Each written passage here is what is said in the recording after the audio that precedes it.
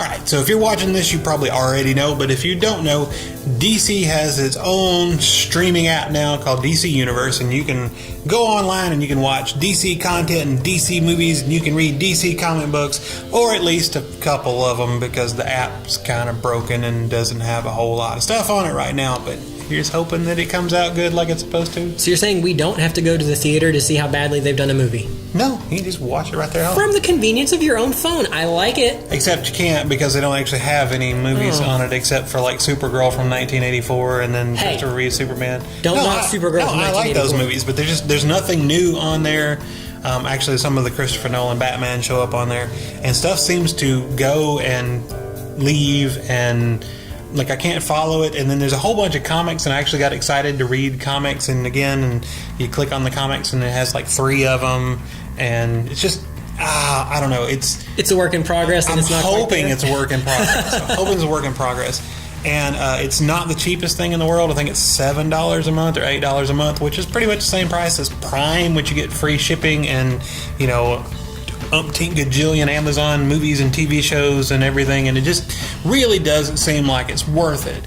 So what DC has done is they have offered us a slate of live-action DC TV series, and not the ones we already have. The Arrowverse is out, so no Flash, no Arrow, no Supergirl. It's basically some brand new shows that they're making, and the first one they released was Titans, which came out last week. Now, if I'm not mistaken, there has been a whole bunch of hate circulating about Titans. Oh, dear Lord, yes. Like, not even a little, like a lot. Like, calling it a lot is an understatement, how much hate there has been. So this thing has been very divisive, but somebody has hated something about it.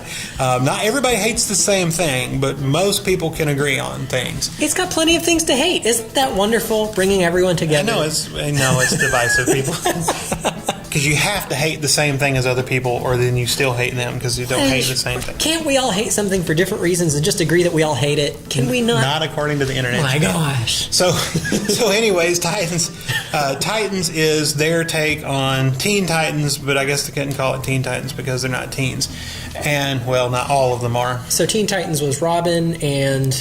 There have been a whole lot of iterations. So if you watch the cartoons is Robin, Starfire, Raven, Beast Boy, and Cyborg. Okay, but they're not teens anymore. They're adults in this version. Well, sorta. Some of them are, and some of them aren't. Mixed bag. Okay. So Starfire is, and Robin is. Aren't. They're older. They're probably in their 20s. Okay. Well, for a superhero, that's up there. Honestly, Beast Boy does not appear in the first episode of Titans at all. So I don't know about him. Starfire, like I said, is probably in her 20s. Robin's probably in his 20s. Raven, she is definitely in high school because there's a scene of her in high school, so she is a teenager of... Now, let's not jump to conclusions. Well, that's true. And Cyborg is not in it at all. Yet. He wasn't in the trailers, he wasn't in anything, and probably because he's in the DC movies, I'm going to assume that he's not going to... Justice League he showed up in? Yeah, he was in Justice League. I did enjoy Justice League. Not as much as Wonder Woman, which I loved. That one was great. But anyway, sorry. So it takes those Titans. It's basically the same group as the Teen Titans cartoon, except without Cyborg. Except Robin is a police detective, and he's older, and he doesn't want to be a superhero anymore, not really. Raven is a high school girl who doesn't know about her powers, or she knows she has something that she can do, but she doesn't know what it is, and it manifests itself as like this evil shadow thing that talks to her, which is not like the cartoon at all. Like I said, haven't seen Beast Boy except in the trailer, so I can't really comment on him. And Starfire is probably the most divisive character. What they do? So I don't know if Starfire is an alien anymore or not. She is not orange. She looks like a hooker from the 70s.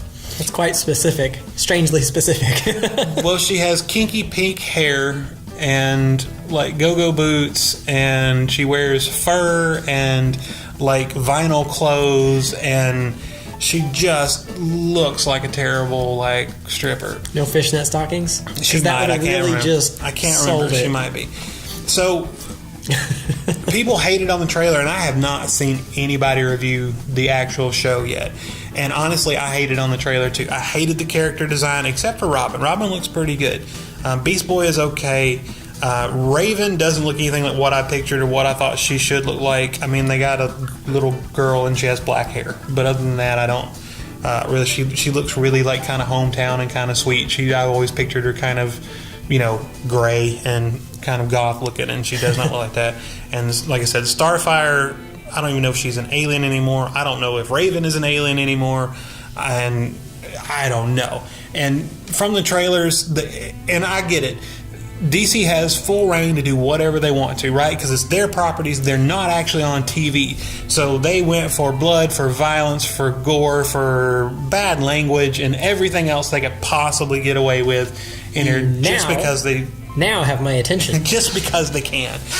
And I think this is one of the things that's angering people, because it kind of goes against... A lot of the stuff they do goes against the core of the characters. So Robin is kind of like Batman, right? He doesn't kill, he doesn't... Right. And in the first episode, he's breaking necks and shooting people. And if it would have been Batman, I probably would have been mad, because I have an emotional tie to Batman, but not really to Robin. So I'm like, cool, go for it. And they made Robin awesome. And really, there's so many versions of the Teen Titans been done through the years. I'm not sure what they're following, or if they're following at all. But like Raven's, like her darkness that she summons, she can't summon. It just manifests itself when it wants to, and it talks to her in this like demon voice, and that's really weird. And I don't know if that's something that happened in the comics before, because like I said, there's so many versions, but it's not something I have seen in the comics I have read, which is not that many, and it's not something I've seen in the cartoon. So I don't know like where that's coming from. And if you love Raven and that was like your character, and then all of a sudden she's different, I can see hating that. If you love Robin, if you love Starfire, and they're not the same and they're not what you wanted, then I can totally see just hating that on this premise. But that being said, I really enjoyed the first episode. It was dark, it was gritty, it was grimy, and it is full of terrible television things. There's some horrible, it's CGI blood everywhere. It is bad. It is so bad.